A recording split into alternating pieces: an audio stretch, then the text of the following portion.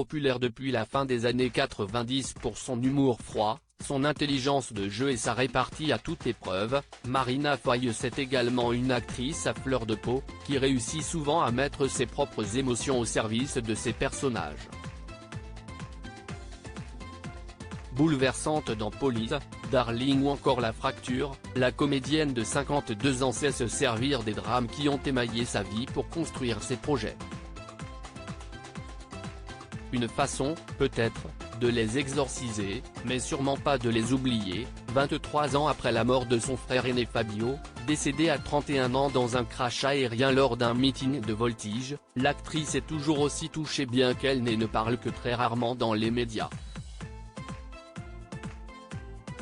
Interviewée pour le portrait quotidien de Libération, ce 3 janvier, elle a accepté de le commenter avec une phrase plutôt inattendue: « J'ai toujours trouvé ce passe-temps débile ». Un drame pour elle, tant elle a de souvenirs avec ce frère aîné, mais qu'elle prend aujourd'hui avec philosophie. La vie des Foïs, si est un équilibre instable entre beaucoup de chance et pas mal d'infortune. On est habitué à la catastrophe, mais on a aussi une pratique salvatrice de l'écoute et un accès au psy, raconte-t-elle.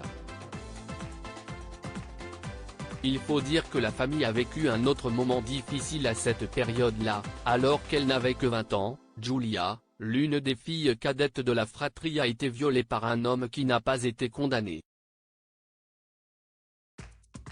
Devenue journaliste, la jeune femme en a fait un livre, Je suis une sur deux, que la féministe Marina Foïs n'a pas eu la force de lire, selon Libération.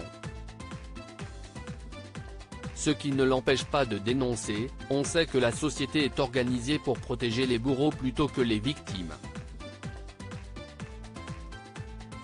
Une fois qu'on en est là, il faut arrêter d'ajouter des commentaires aux commentaires et donner la parole aux gens qui ont une expertise là-dedans.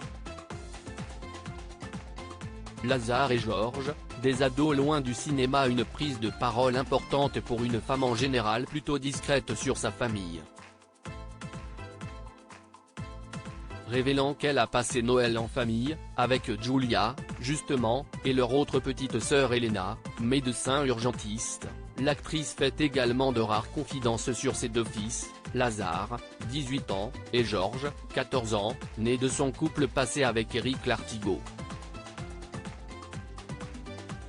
Un couple terminé désormais mais qui ne les empêche pas de bien s'entendre. Pour son nouveau film cet été-là, en salle ce mercredi 4 janvier, le réalisateur a en effet demandé à son ex-femme de jouer l'un des premiers rôles, une maman d'ado.